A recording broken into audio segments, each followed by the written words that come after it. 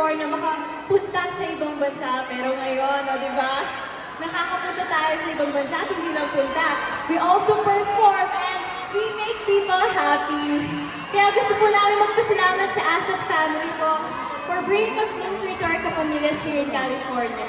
Pero syempre, naniniwala po ba kayo sa manifestations? Diba? Nag-work siya eh. Yung mga hindi pa nakakatry, itry nyo lang. Or pwede kayong humarap sa salamin. Diba? Pwede ba kami yun? Sige, sample.